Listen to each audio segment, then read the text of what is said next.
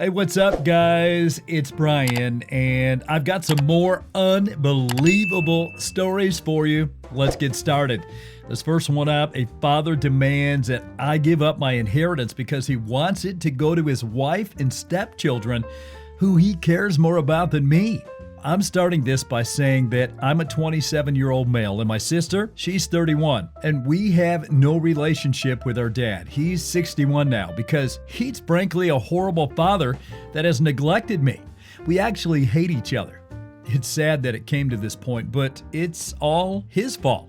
He was diagnosed with cancer now 2 years ago. He was doing well at first, but his health continued to decline due to him not responding to treatment well.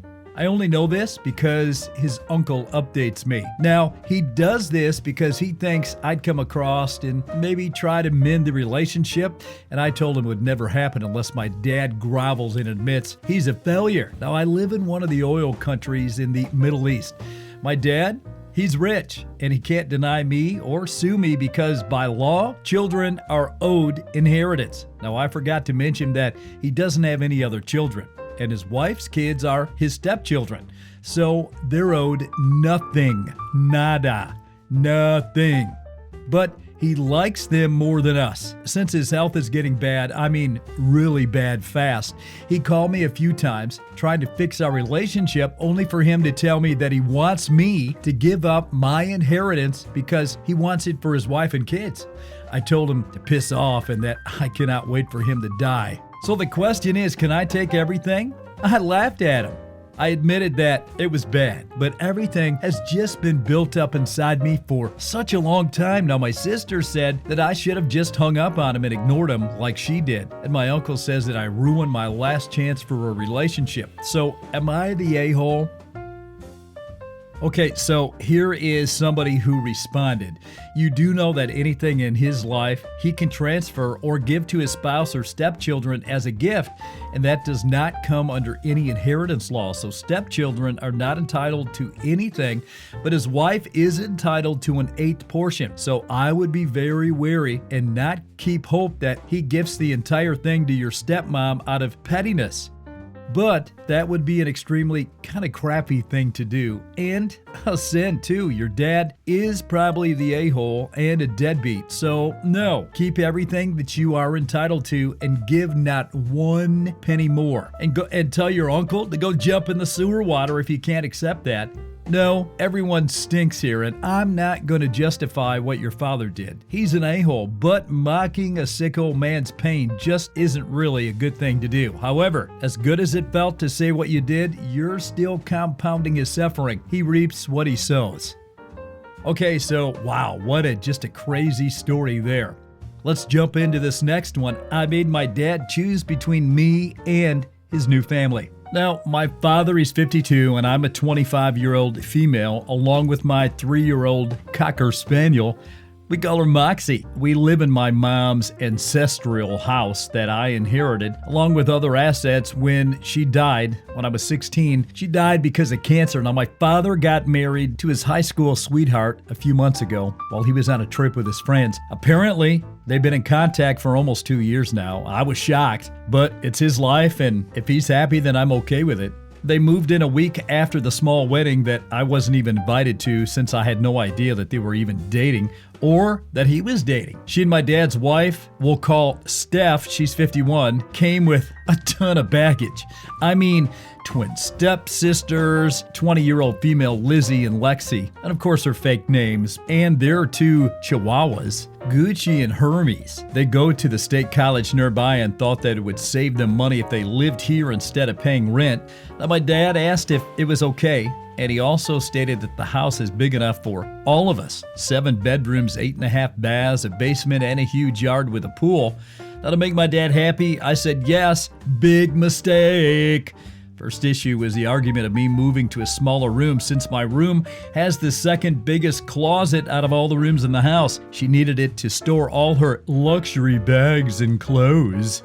Well, I said no. I told her it's been my room since I can remember, and she's not making me move when it's my house.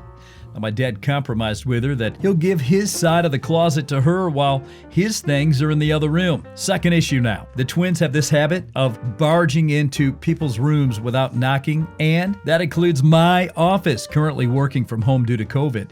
Now, Lexi walked in one time wearing a bikini looking for something while I was in the middle of a business meeting. She literally walked behind me where everyone could see her. I was so upset and embarrassed.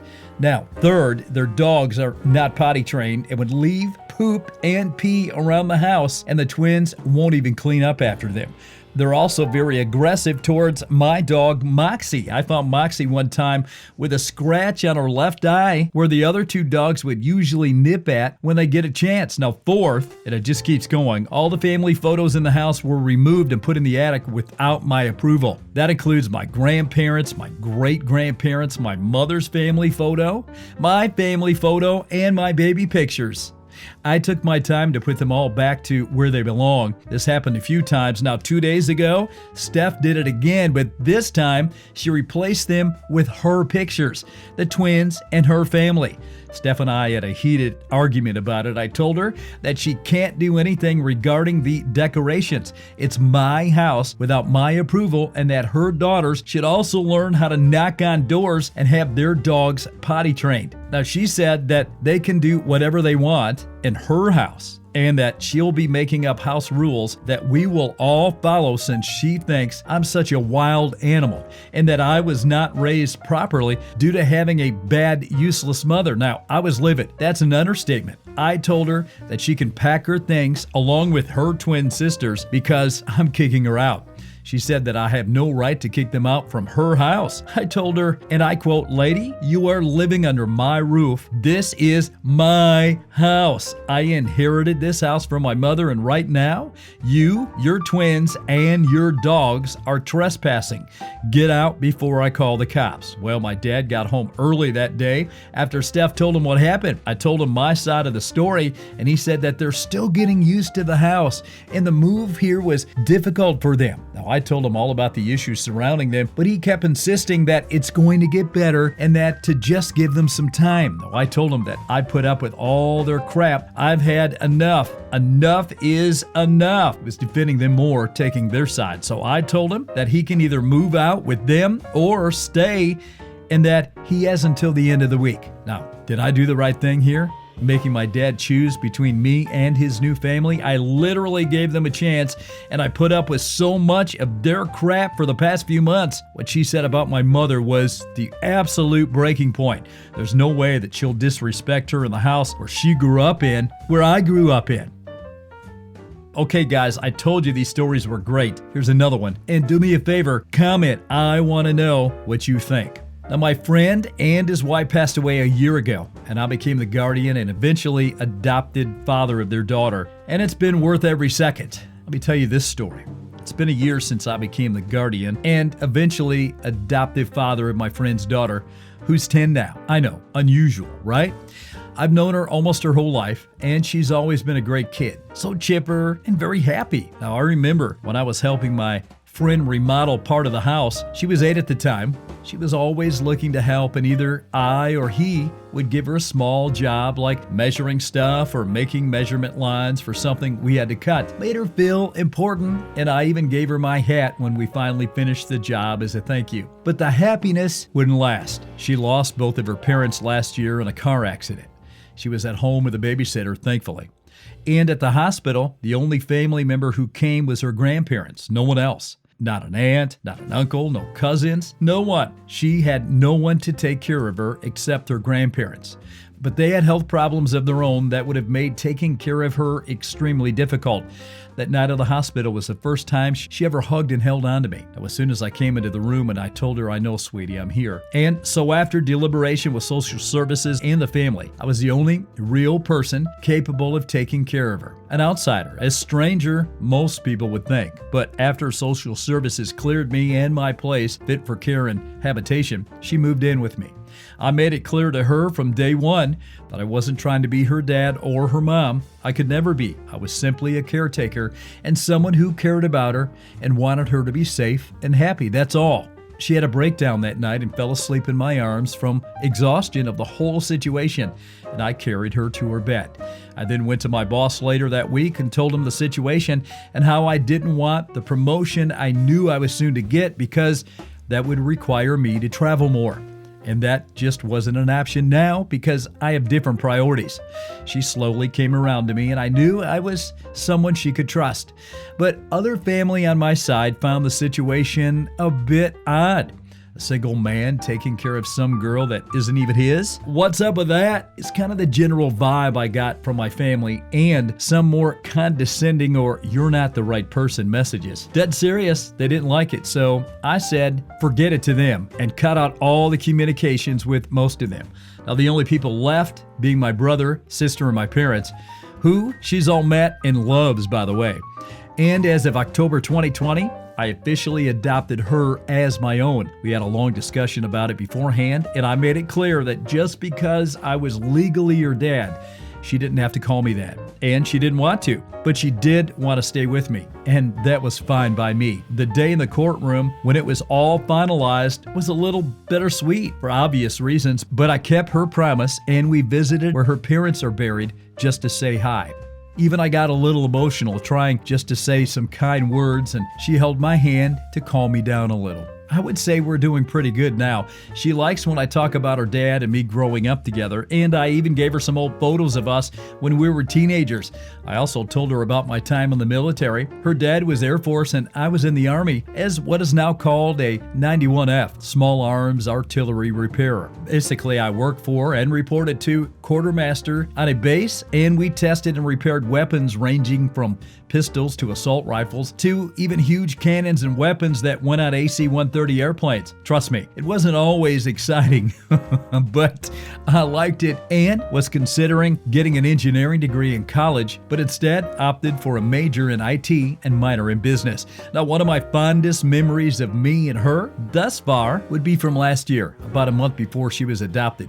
I was on a Zoom meeting with another project manager, which is what I still am, from my company, including my boss, and turned my camera and mic off, and I went to the bathroom. I come out and she's sitting in my chair talking up a storm to everybody, asking what they're all talking about and what they're doing, and it's just the cutest thing. No shyness whatsoever for her. She's always been like that with people, and is probably why she has so many friends.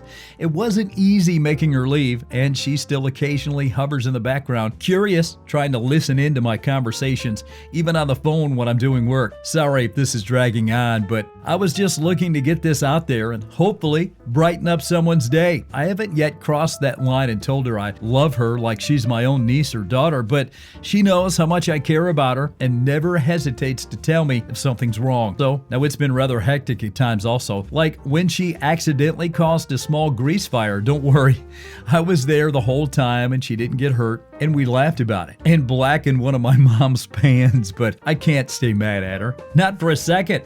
I'll close this by just saying that I'll always be there for her, no matter what it is, and that she's the most important thing in my life right now. If you got this far, thanks for listening, and I hope your day is a little brighter. If you enjoyed these stories, don't forget to subscribe and turn on those notifications so you're always in the loop. Thanks for hanging out. You've been listening to Brian's Narratives.